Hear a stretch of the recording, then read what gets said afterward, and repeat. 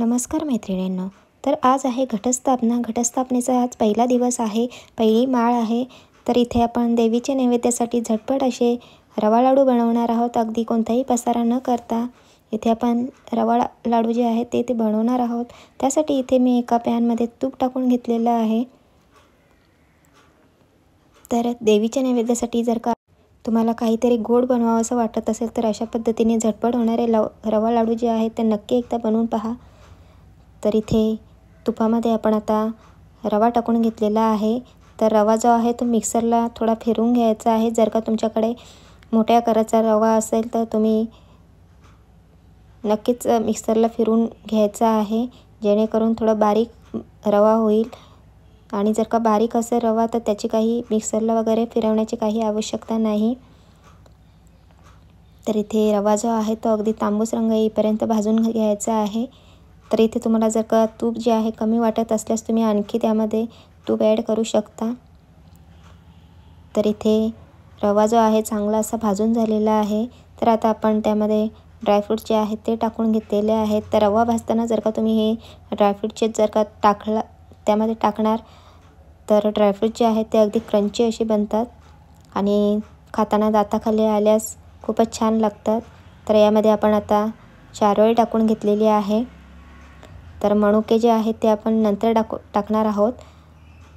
तर इथे सुक्या खोबऱ्याचं किस इथे आपण टाकून घेतलेला आहे. तर इथे आपण पॅनमधून मिश्रण जे आहे ते इथे बाउलमध्ये काढून घेतलेलं आहे. त्यानंतर त्यामध्ये मनुके टाकून घेतलेले आहेत. वेलची आणि जायफळ पावडरसुद्धा टाकून घेतलेली आहे. त्यानंतर त्यामध्ये आपण पिठी साखर टाकून घेतलेली आहे.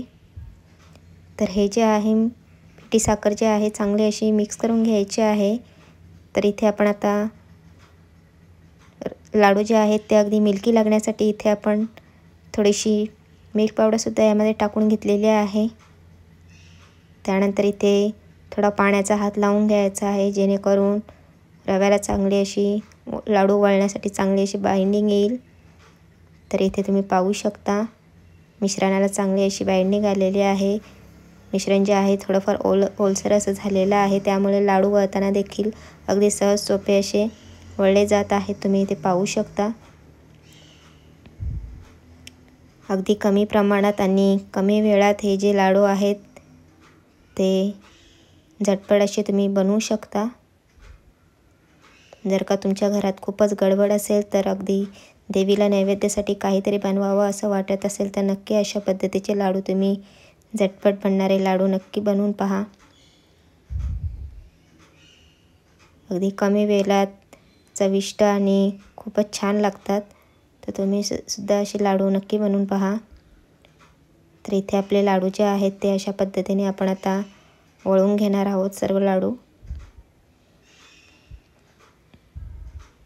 तर इथे तुम्ही पाहू शकता इथे आपले सर्व लाडू जे आहेत इथे तयार झालेले आहेत. तर तुम्ही सुद्धा अशा पद्धतीचे लाडू देवीच्या नैवेद्यासाठी नक्की बनवून पहा.